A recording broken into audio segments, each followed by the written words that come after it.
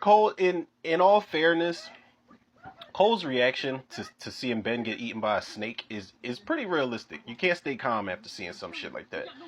But Cole, played by Eugene Byrd, who I think he's a Philadelphia native, man. Philly stand up, if that's true.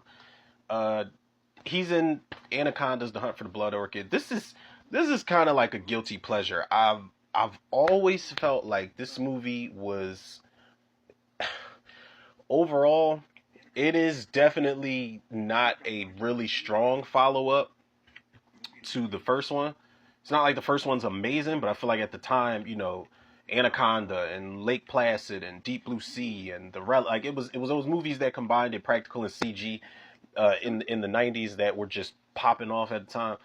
But this one, like, I feel like if you take the Anacondas out of this, or if you could have kept one snake in here, but I feel like if you would have just called this shit The Hunt for the Blood Orchid, people would have probably given it a much bigger pass. I like the cast in this, man. And speaking of the cast, I got to show some love to my man Cole here, man.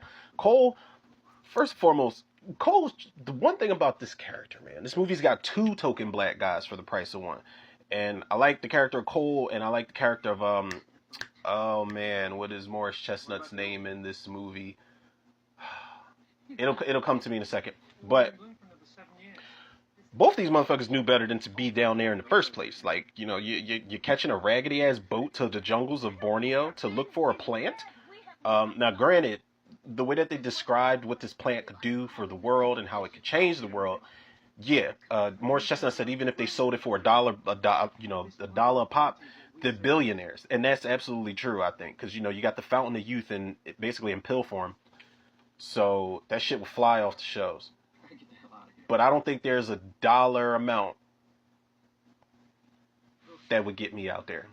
It's not. So his ass shouldn't have been there in the first place. But he did survive, and he not only survives the movie, but he survives a direct, up close and personal snake attack where Katie Strickland, I think this actress's name, she cuts the head off the snake, and then Cole's talking shit like, "Damn, you did that, Sam! You did that, Sam!" And then the snake just comes out and just grabs him by his backpack and yanks his ass into the woods, wraps his ass up, does the death roll on this motherfucker in a tree, and is about to eat him. And then Johnny Messner throws the knife in the snake's head and saves him. Cole, a lot of people think this character is annoying. I think that all his reactions are pretty much realistic black reactions, especially when they're in the water before Ben gets attacked. Like he's like, "Yo, there's something in here, man. Something just moved." And I'm like, "Yo, that's probably that whole sequence is the best sequence in this whole movie, and that is probably one of the funniest, probably unintentionally funny moments ever in this whole movie, man." But I like the cast. I just feel like they focused a lot more on everything else.